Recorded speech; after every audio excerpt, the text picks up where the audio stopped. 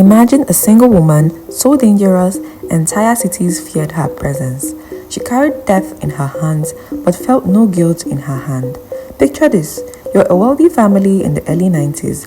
You've just hired the perfect cook. Her meals are amazing. She's reliable and comes with great recommendations. But within a week of her arrival, your family starts getting sick and some even die. What you don't know is that you've just hired the most dangerous woman in America. Her name was Mary Mallon, but history would remember her as Typhoid Mary, the woman who killed people with every meal she cooked. Mary Mallon came to America from Ireland as a young girl, looking for a better life like millions of other immigrants. She worked hard and was good at cooking, so she got jobs in the kitchens of rich New York families.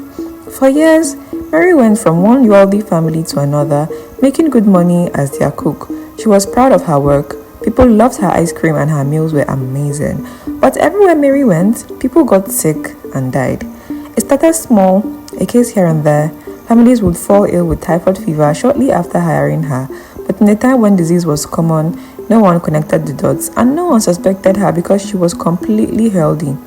Everything changed when Mary got hired by the Warren family. Within days of starting work, 6 out of 11 people in the house got typhoid fever. The wealthy family was shocked because typhoid was supposed to be a disease that poor people got, not rich families and nice homes. The Warrens then hired a man named George Soper to find out what happened. He initially thought they contacted it from clams they ate, but even people that did not eat the clam also got typhoid. So he continued his research. As he looked deeper, he found something scary. Every outbreak had one thing in common, and that is Mary Mallon. When Soper told Mary what was happening, she got really angry. She chased him away with a kitchen knife, screaming that he was trying to ruin her life because she was perfectly healthy. She didn't believe she was the cause of deadly disease. For months, Soper followed Mary around Manhattan, trying to get samples of her blood and stool to prove he was right, but Mary wouldn't let him. She disappeared into the city, kept cooking, and kept making people sick. The police finally caught her with the help of Dr. Josephine Barker. It took 5 hours to catch her because she fought with them the whole time. When they finally tested her samples, the results proved their worst fears.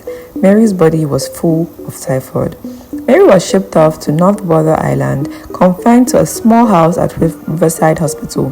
For 3 years, she lived in isolation while doctors ran test after test. Out of 163 stool samples, 120 came back positive for typhoid. The doctors offered her a solution: to remove her gallbladder. But Mary refused because they didn't take time to explain what it meant to be a carrier to her. They just kept on taking samples from her to run different tests. In her mind, she wasn't sick, so why should she have surgery? In the 3rd year of her isolation, the new health commissioner heard about her and Mary was released with one simple condition, and this is to never work as a cook again. She agreed but immediately broke her promise. Mary couldn't stay away from the kitchen. Cooking wasn't just her job, it was her identity. So she changed her name from Mary Mallon to Mary Brown and got hired at a maternity hospital. Within 3 months, 25 people were infected, 2 died, including patients who had come to give birth. When authorities discovered that she went back to continue cooking despite knowing she was a carrier of the disease, the public was outraged. She was sent back to North Border Island to be isolated for life. She lived there for 26 more years, and one Christmas morning she was found collapsed on the floor, paralyzed by a stroke. She spent her final 6 years unable to walk, unable to cook, and unable to hurt anyone else. Mary Mallon died in 1938 at 69. Her body was buried quietly in an unmarked grave. By the time she died, health officials had identified over 400 other healthy carriers of typhoid in New York. But Mary was the only one who was imprisoned for life. Was it because she was poor, Irish, a woman, or was it because she simply refused to believe she could hurt people while feeling perfectly fine herself? Typhoid Mary's story isn't just about one woman. It is a reminder of how denial, fear, and ignorance can spread just as fast as disease itself. She lived, she cooked, she served, and unknowingly left a trail of death behind her, and yet she never admitted guilt. So I'll leave you with this question: was Mary a villain or just a victim of the times? If you found this story fascinating, don't let it be your last. On this channel, I dive into the hidden, bizarre, and shocking corners of medical history, stories that make you see the past and even the present differently.